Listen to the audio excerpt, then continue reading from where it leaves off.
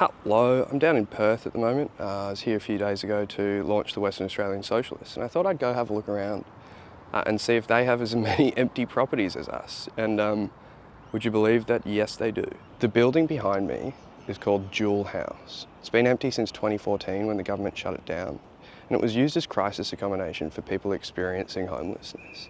And yeah, the situation here in Western Australia is really bad. Rents are rising 5 times faster than wages. A single person in Perth spends more than 60% of their disposable income on rent, which is that is well beyond rental stress. That is economic violence.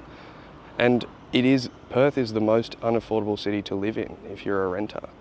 And all over this city, it is just covered in empty properties and empty commercial shop fronts, which is just ridiculous. There are entire blocks of apartments, entire blocks of commercial buildings that are empty while we're having a housing crisis. This is a system that is working exactly as it's designed. A crisis makes it sound like it's unintentional, but this is exactly what it's supposed to be doing. It is doing what it is meant to do, and that's why we need to destroy this system.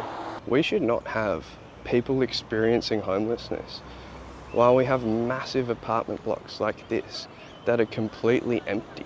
The truth is that whenever we close a building and we don't open up something else, we are engaging in a moral failure to actually make sure that people's basic needs are taken care of, irrespective of the reason that this building or other buildings may be shut. We cannot knowingly walk past people that are homeless in our city, people that are living in cars in our city, and say that we've made good decisions. The government, or at least Australia, can decide to house people. We continually make decisions that say that we shouldn't or that we don't. We choose to actually make sure that wealth is accumulated upwards and that property investing becomes a profitable thing for people at the top that actually sees people in the bottom getting downtrodden. One of the great things about Rahu is that they make sure that the least, the last, the lost, left out and the looked over are actually coming first and put in first place. This is something that we need our government to do. This is something that Australians deeply care about. And whether it's this building or other buildings, we need to make sure that we're not seeing people on our street and that we're actually making sure that we're doing everything that we can to make sure that people are housed, that people can have beautiful, wonderful lives that are rich and good and have access to good and wonderful employment.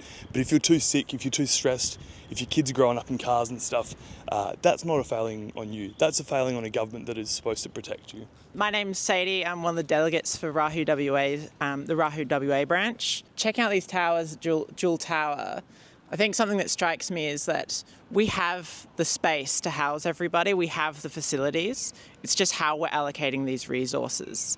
If we care more about giving BP or whatever fossil fuel giant skyscraper than using that place to house people, then I think we need to relook at our priorities and actually look at what matters. I'm Will. I'm a Rahu organiser.